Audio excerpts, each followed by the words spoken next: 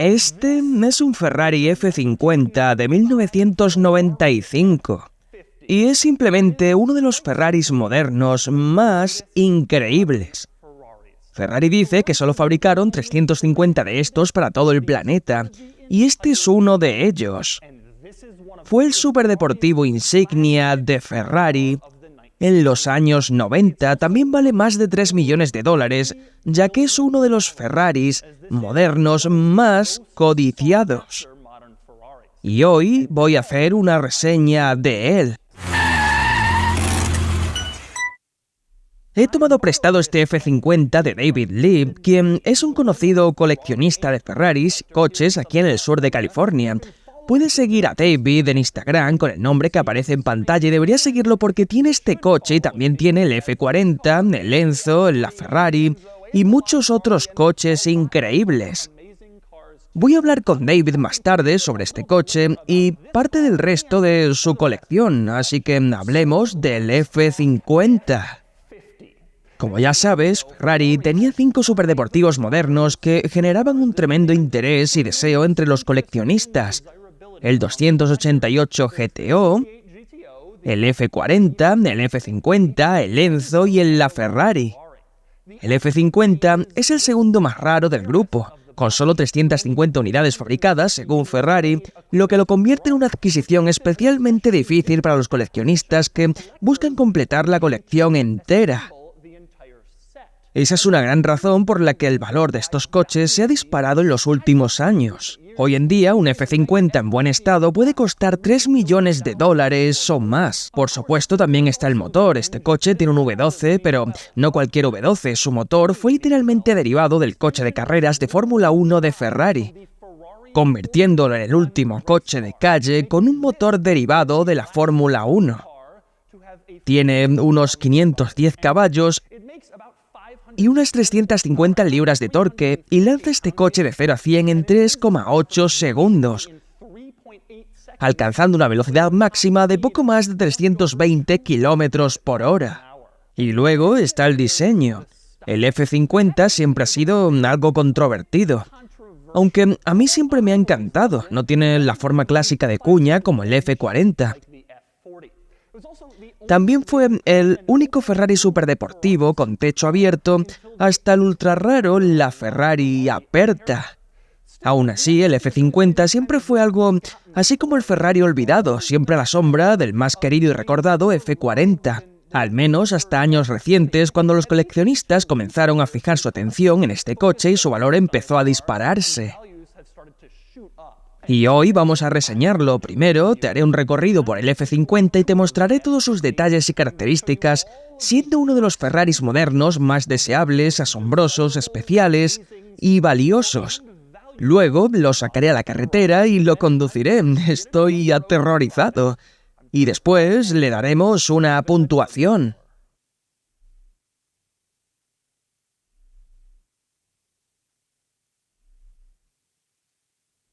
Muy bien, voy a comenzar con los detalles y características del F50 abriéndolo, y eso significa comenzar con la llave, que tiene una característica inusual, puede doblarse. Puedes ver aquí que es una llave y luego puedes doblarla para que quede a 90 grados aparentemente. Hicieron esto para que fuera más fácil guardarla en algún lugar, pero luego se pliega a 90 grados. No se pliega completamente como la mayoría de llaves plegables, así que la parte de la llave siempre sobresale, incluso cuando está doblada. Fue algo muy curioso que Ferrari hizo en todos sus modelos de esa época. En cuanto a abrir la puerta, tiene una manica bastante simple, como puedes ver. No hay un truco raro, como en muchos superdeportivos de los 90. Solo te acercas, metes los dedos en este pequeño agujero junto a la manija, tiras de ella y la puerta se abre exactamente como esperarías. Muy bien, ahora el F50 está abierto, pero aún no voy a subirme. En cambio, quiero comenzar con el compartimento delantero, porque siempre me he preguntado qué hay debajo de esas enormes fosas nasales del F50. Y para acceder al compartimento delantero, hay una pequeña palanca en el lado del conductor debajo del tablero. Tiras y eso destraba del compartimento delantero que luego puedes abrir y se abre hasta esta posición. Es en realidad una pieza bastante grande, no se abre de golpe y podrías argumentar que es un trabajo para 2 personas, ya que hay que tener mucho cuidado de no doblar nada. Pero en fin, una vez que estás aquí hay algunas rarezas interesantes en el compartimento delantero. Una es que no hay mucho espacio para equipaje, aunque teóricamente este sería el maletero. El único almacenamiento que tienes es este panel de fibra de carbono con forma de área de carga. Todo lo demás tiene funciones específicas del coche, así que en realidad no tiene mucho espacio para poner tus maletas como podrías esperar. Con eso dicho, un objeto que sí tienes en el compartimento delantero, al lado del área de carga y almacenamiento, son estos ventiladores gigantes de enfriamiento que, por supuesto, explica lo de las fosas nasales, esta característica de diseño única y distintiva del F50. Estos ventiladores están abiertos al exterior para permitir el flujo de aire y necesitan tener aberturas bastante grandes porque son ventiladores bastante grandes, así que el coche tiene esas enormes fosas nasales en la parte delantera y por eso están ahí. Y por último, hay otros 2 elementos interesantes en el compartimento delantero. Uno está en el lado del pasajero, en la esquina frontal del coche, donde tienes esta pequeña bolsa con cremallera sujeta con 2 correas de cuero. Esa bolsa contiene sellador de neumáticos. Obviamente no hay espacio en este coche para una llanta de repuesto, así que te dan ese sellador en caso de que tengas un pinchazo y quieras repararlo al lado del camino en tu F50. La otra cosa genial en este compartimento delantero es que hay una pequeña placa que indica el número de serie de tu F50 dentro del total de producción de 349 coches. Y eso es genial de ver. Puede que no sea tan elegante como esas placas interiores de Porsche que te dicen exactamente en qué lugar está tu GT3 Touring RRS Special Edition, pero esta placa es un poco más especial, ¿no crees? Pasamos al interior del F50, pero antes de entrar quiero hablar del panel de la puerta, porque este coche tiene muchas más comodidades que el F40, que vino antes, y un buen ejemplo de eso está en el panel de la puerta. Por ejemplo, tienes un pequeño compartimento de almacenamiento. Podrías meter ahí una cartera, por ejemplo. Es un gran lujo comparado con el panel plano de fibra de carbono del F40. Y en el F50 tienes una manija de puerta. Mira esto. Puedes tirar de ella y abrir la puerta. Eso es bastante lujoso comparado con la cuerda del F40 que debías tirar para salir. El F50 claramente fue diseñado con más comodidades en mente, como una manija de puerta. También es notable en el panel de la puerta que hay una manivela para bajar la ventana. Ahora bien, el F40 también la tenía, pero igual vale la pena mencionarlo para mostrarte cómo bajas la ventana de un Ferrari F50. Pero bueno, luego llega el momento de subirse al F50 y puedes ver que hay un enorme umbral de puerta aquí, y en la parte delantera hay un pequeño panel de goma que parece una alfombrilla de baño. Supongo que es porque saben que arrastrarás los pies por el umbral y no quieren que rayes la fibra de carbono una superficie pintada, así que colocaron goma en su lugar. También tienes 4 líneas diagonales de goma en la esquina frontal del panel de la puerta, que creo que por el mismo motivo.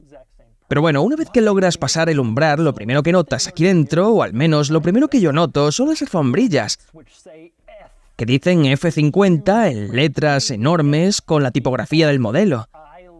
Me encanta cómo se ven y me encantaría tener un par en mi Kia, solo por ironía.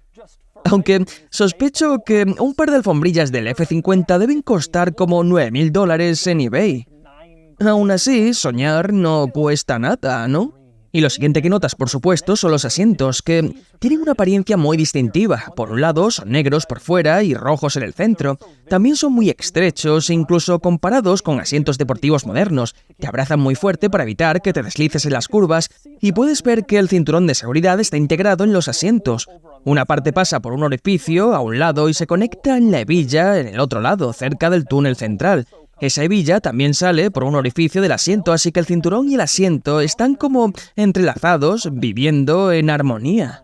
Pero bueno, moviéndonos más hacia adentro del F50, quiero hablar del espacio entre los asientos, donde el elemento más prominente es la palanca de cambios, y no es cualquier palanca. Es una manual de 6 velocidades con rejilla metálica. El F40 tiene un esquema dogleg, es decir, primera marcha hacia abajo y a la izquierda, pero el F50 es una de 6 velocidades con distribución tradicional. Primera hacia arriba y hacia la izquierda, y reversas completamente hacia la derecha y hacia abajo. Puedes notar que el esquema de marchas no está impreso en la propia palanca. En su lugar, esa parte es de fibra de carbono con el caballito de Ferrari. El esquema está impreso al lado de la palanca, así que siempre está visible, pero no sobre la palanca misma. Y también entre los asientos, junto a la palanca, tienes los controles de climatización, aunque están limitados a solo 2 perillas.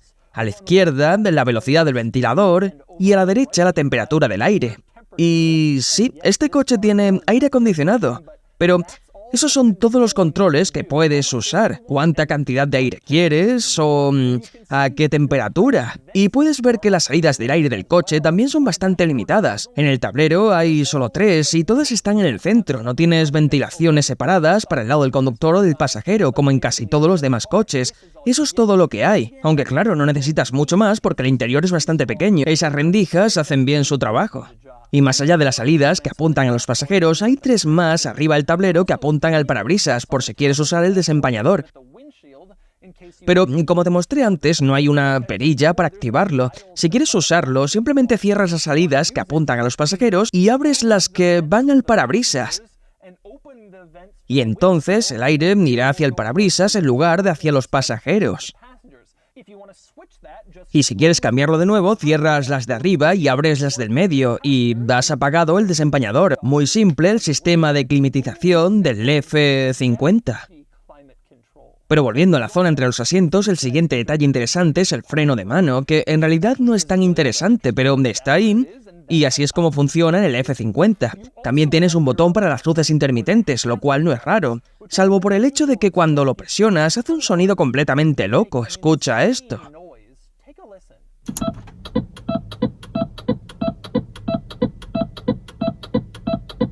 No me parecería tan raro si no fuera porque ese es el mismo sonido que hace el coche cuando enciendes las luces direccionales. Cada vez que vas a cambiar de carril o girar, suena eso. No estoy seguro de por qué sintieron la necesidad de hacer ese ruido tan extraño para las direccionales. Tal vez pensaron que el clic tradicional no se escucharía por el sonido del motor, pero ese es el sonido de los intermitentes del Ferrari F50. Curiosamente. Y finalmente, aún entre los asientos, pero esta vez entre los respaldos, tienes una pequeña área de almacenamiento de cuero que parece diseñada para un libro. Supongo que es para el manual del propietario, que no está en el coche ahora mismo, y es un buen lugar para ponerlo ya que este coche no tiene guantera. Así que ahí podrías guardar tu manual y quizás los papeles del registro por si te para la policía. Y para terminar con el tema del almacenamiento, hay un detalle más en esta zona. Detrás de los asientos tienes un pequeño espacio de almacenamiento con unas correas de cuero que pueden sostener equipaje. Este coche venía con un equipaje a medida. Hablaremos más de eso en un momento, pero una de las piezas va justo detrás de los asientos. Te da un poco más de espacio para complementar ese cavernoso compartimento delantero. Y a continuación, una de las rarezas más extrañas del F50 tiene que ser el espejo retrovisor interior, que tiene una forma muy peculiar, muy extraño. Y no me lo esperaba en este coche. Resulta que la forma de este espejo está diseñada para coincidir perfectamente con la forma de la ventana trasera detrás de los asientos. Cualquier otra forma de espejo tendría partes extra que no te ayudarían a ver hacia atrás de todos modos, ya que la ventana es de un tamaño específico, y por eso el espejo tiene esa forma tan rara en el F50. ¿Quién lo hubiera dicho? Ahora pasamos a encender el F50, lo cual tiene un procedimiento algo interesante. Primero, despliegas la llave plegable. Luego la insertas en el encendido, lo cual es bastante estándar, claro, y después presionas este botón de goma para arrancar el motor, justo debajo del encendido, y solo entonces el coche cobra vida. No puedes simplemente girar la llave y tienes que presionar el botón después de girarla, lo cual es un poco inusual, pero así funciona. Y una vez que arrancas el coche, probablemente la mayor sorpresa es el cuadro de instrumentos, que es mayormente electrónico, muy diferente de lo que esperarías en un coche tan analógico. Puedes ver todo tipo de colores e indicadores aquí. A la izquierda tienes todos los medidores del motor, temperatura, presión de aceite, nivel de combustible, ese tipo de cosas. A la derecha está el velocímetro, bastante directo. Y en el centro el tacómetro, donde puedes ver que el número más alto es 10.000 revoluciones. Eso no lo encontrarás en casi ningún otro coche. Esto se debe al motor derivado de la Fórmula 1 del F50. Y también un último detalle del cuadro de instrumentos, en la esquina inferior derecha hay una pequeña pantalla que muestra el kilometraje total del vehículo. Y también un pequeño gráfico en píxeles que parece una nave enemiga sacada del videojuego Asteroids. Ahora bien, esa pantalla es configurable. Debajo de la columna de dirección, a la derecha, hay dos pequeños botones negros circulares. Si presionas el de la derecha, puedes ver que va cambiando entre varios elementos en esa pantalla, algunos de los cuales son bastante crípticos. Por ejemplo, hay un número 30 con lo que parece un transmisor. No estoy muy seguro de qué es eso. Sigues presionando y aparece esto otro, que parece la mitad de un sedán con una antena saliendo por atrás. De nuevo, no está muy claro qué representa. Es como si hubieran diseñado estas cosas para que fueran lo más crípticas posible, porque no hay forma lógica de interpretarlas fácilmente. Mencioné que hay dos botones circulares en esa zona. El de la izquierda es un poco más simple. Si lo presionas, puedes ver la velocidad en kilómetros por hora. Ya que el velocímetro está en millas por hora, pensaron que sería útil darte una forma fácil de ver la velocidad en kilómetros con solo presionar un botón, una buena redundancia. Y en algunos otros controles interesantes en el coche los tenemos a la izquierda del volante y del cuadro de instrumentos, que tiene varios interruptores, uno de los cuales es el sistema para levantar el eje delantero. Presionas esto y la parte frontal del coche se eleva. Eso es bastante impresionante para un modelo de 1995. Este coche tiene más de 25 años y ya tenía este sistema. Debe haber sido uno de los primeros coches con esa función y seguramente es muy útil cuando intentas pasar sobre un bordillo bajo, porque este coche es muy bajo. Otro control que vale la pena mencionar: en el centro del volante tienes el claxon, que suena así.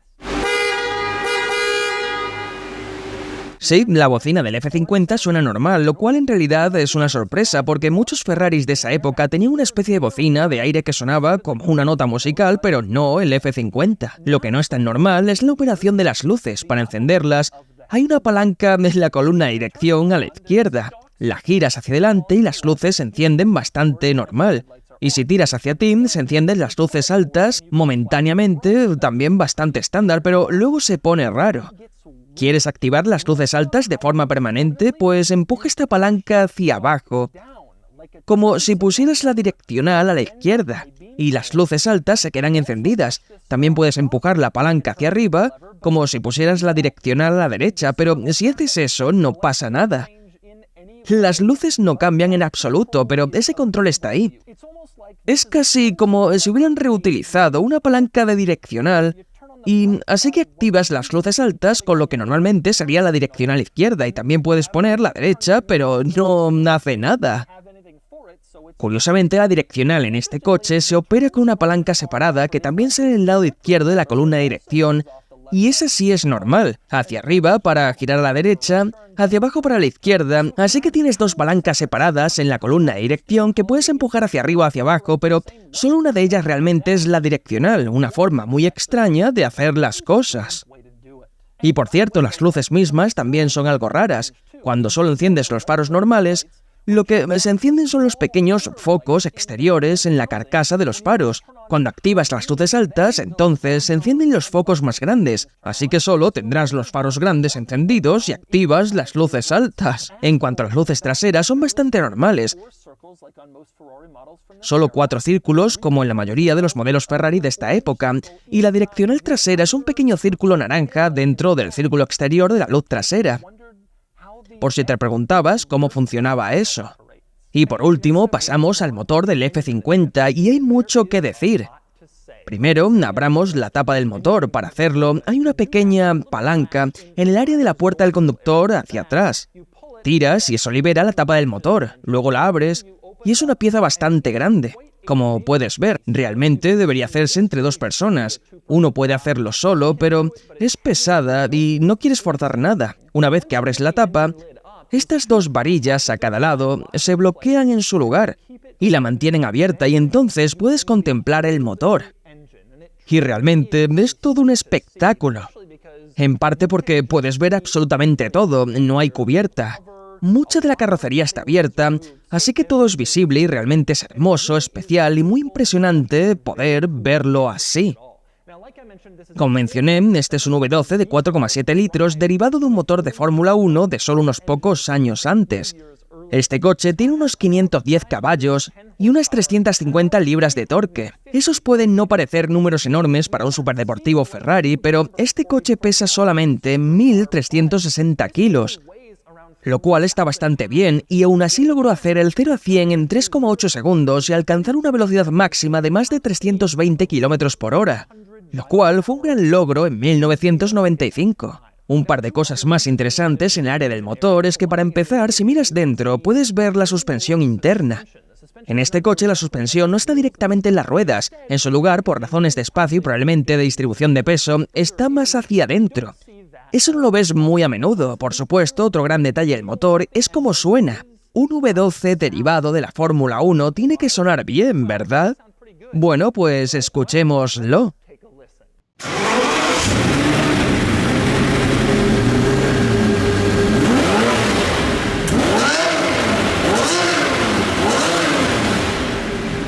Y por cierto, antes de pasar al resto de los elementos exteriores del coche, mira cómo se ve el coche con la parte trasera y delantera abiertas. Mucho del revestimiento de la carrocería se quita en estos dos grandes paneles. No es un ángulo que se vea muy a menudo en el F50. En realidad, no es un ángulo común con ningún coche, pero es algo inusual y digno de mencionar. Y ahora, otros detalles importantes del F50 mientras seguimos en el exterior es que siempre me ha encantado el aspecto de la parrilla trasera. Puedes ver que es de rejilla, y puedes mirar dentro para ver mucho del motor y del compartimento del motor, si quieres saber qué está pasando ahí atrás. Definitivamente dejaron todo a la vista, lo cual tiene sentido porque es hermoso y realmente es especial. Siguiendo con otros rasgos exteriores del F50, uno es ese enorme alerón, que es muy distintivo porque recorre todo el lateral del coche y luego explota en un gran alerón al final. Es muy diferente al del F40, que simplemente se alza en la parte trasera en un ángulo de 90 grados, y el F50 tenía un alerón mucho más suave y gradual, aunque al final alcanza al menos la misma altura que el del F40. Otro detalle exterior notable son las ruedas, que siempre me han parecido interesantes. Por un lado, tienen un cierre central, como los coches de carreras, lo cual nos sorprende en un superdeportivo Ferrari de esa época. Lo que especialmente me gusta es el diseño. Las ruedas delanteras son bastante planas, con un diseño que parecen ruedas normales. Lo genial es que las ruedas traseras tienen el mismo diseño, pero están más hundidas. Tienen más labio. Siempre me ha encantado eso porque hace que la rueda trasera parezca más ancha, lo cual lo es, ya que los neumáticos traseros son más anchos, pero visualmente te llama la atención y te hace notar que las traseras son más grandes. Además, añade profundidad y también dramatismo a la parte trasera del coche, en lugar de que las cuatro ruedas se vean iguales. Me encanta cómo hicieron eso con las ruedas del F50. Un detalle exterior importante es la tapa del combustible. Está al lado del conductor y para abrirla simplemente metes la mano en un hueco, la abres, desenroscas la tapa y cargas combustible. Bastante simple. Y finalmente, el último elemento exterior que vamos a discutir es el tema del techo. Cuando tenías un F50, tenías tres opciones sobre cómo querías conducirlo en relación con el techo.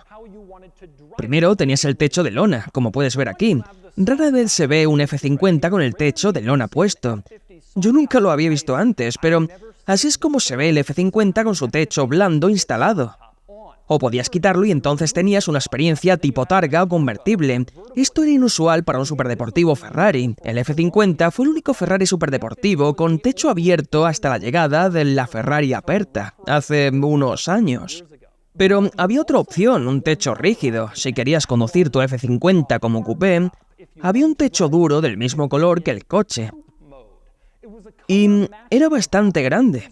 No había ningún lugar dentro del coche para guardarlo cuando no lo usabas. En cambio, el techo del F50 se transportaba en esta caja. Es grande. En la comunidad F50 se le conoce como la caja de circo, porque parece el tipo de cosas que usan los circos y carnavales para transportar su equipo. Y cuando un F50 cambia de dueño, una de las primeras preguntas que hacen los compradores interesados es ¿viene con la caja de circo? Y como puedes ver, este sí la tiene. Como puedes imaginar, considerando que hay una caja gigante separada para el techo, no es exactamente fácil instalarlo. De hecho, es bastante engorroso. No es como en la mayoría de coches Targa, donde simplemente lo encajas y listo. He escuchado que los concesionarios Ferrari cobran 1 o 2 horas de mano de obra solo para poner o quitar el techo. Así que la mayoría de los dueños F50 simplemente eligen si lo quieren con o sin techo, y se quedan con esa decisión durante bastante tiempo, normalmente durante toda su propiedad. Y por cierto, la caja de circo no era el único accesorio que venía con el F50, también recibías equipaje. Y aquí tienes una de las piezas.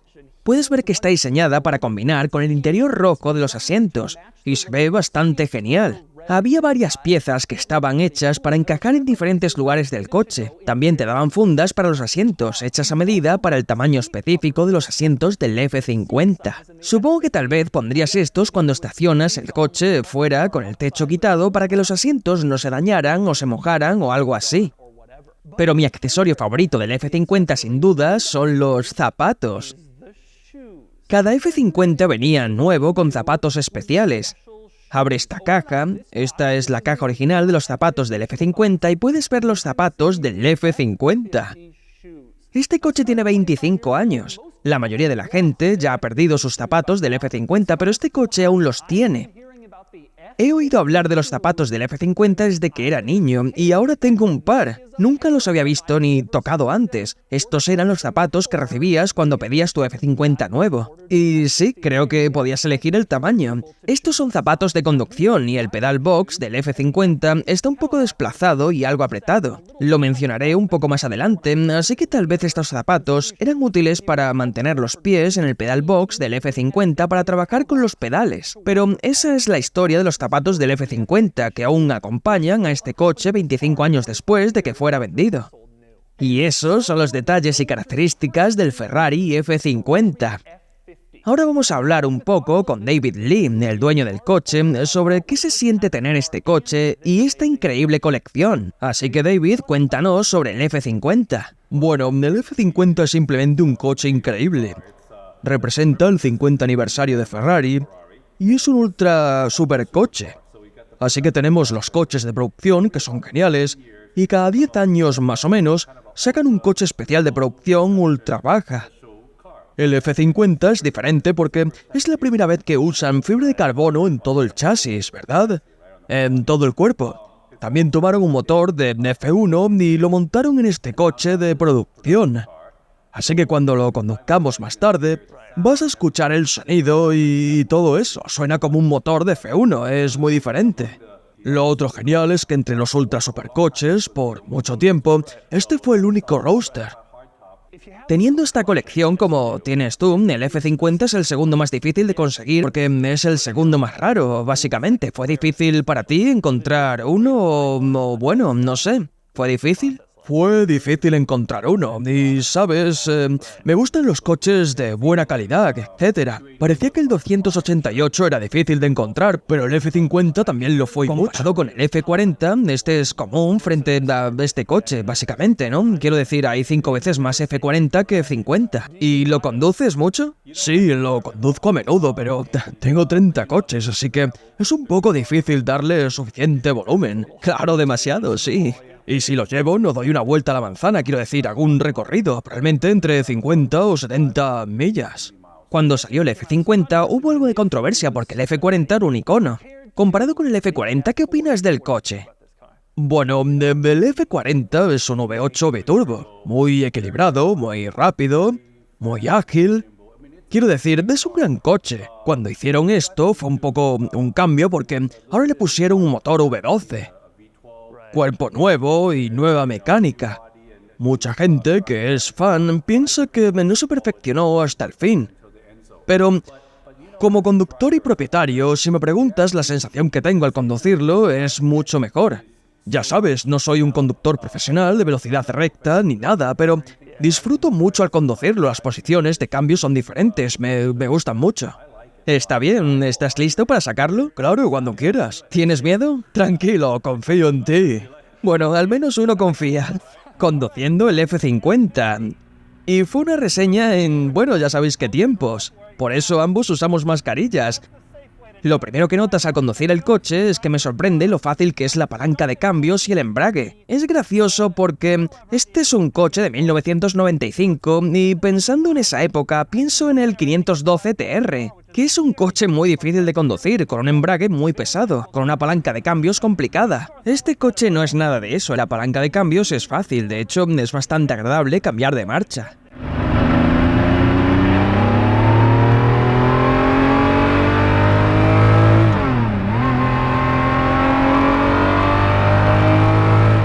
Es bastante apretado. Para mí, que soy un tipo alto, mis rodillas están justo contra el tablero, que tiene una curva hacia abajo y no es exactamente lo más cómodo. Y los pedales están desplazados, así que el pedal box es un poco ajustado, especialmente comparado con coches más modernos. Es algo que estoy acostumbrado a ver en Ferraris más antiguos como el Boxer. El asiento también está ajustado, pero muchos coches lo están. No es tan malo, es totalmente aceptable.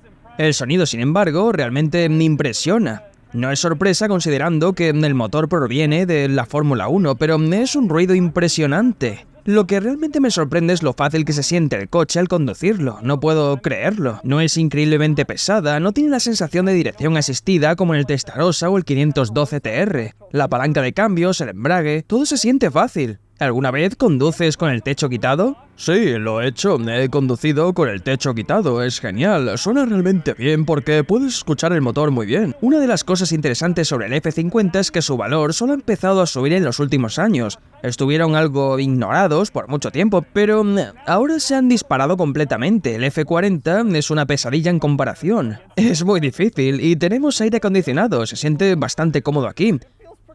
Voy a darle un poco de gas aquí.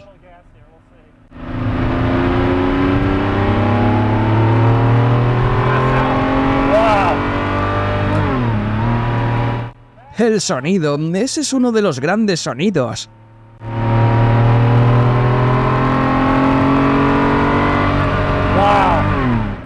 Ese es un sonido increíble. Es increíble, quiero decir. Eso es lo que obtienes cuando pones un motor de Fórmula 1 en un coche de carretera. También se siente muy rápido, obviamente va a ser rápido. Creo que parte de la sensación de velocidad se mejora por el hecho de que el motor está justo ahí abajo. Eso lo hace sentirse aún más rápido. El coche también se siente muy sólido. Cuando conduces el F40 tiene un poco de ese estilo antiguo de engranajes y esa vibración que hace como si se moviera un poco. Esto no es así. Este se siente realmente bien. Dios, la diferencia entre estar en neutro y estar en marcha es increíble, la cantidad de sonido es irreal. Definitivamente no tiene las capacidades de frenado que pueda tener el Enzo y la Ferrari. En ese sentido se puede notar que es más antiguo. Y obviamente el interior no tiene pantallas ni nada de eso, pero ¡qué coche! Es súper increíble. Y así es el Ferrari F50. Este es uno de los modelos más increíbles de Ferrari, modernos, y francamente uno de los supercoches más increíbles, modernos, con su motor V12 derivado de la Fórmula 1.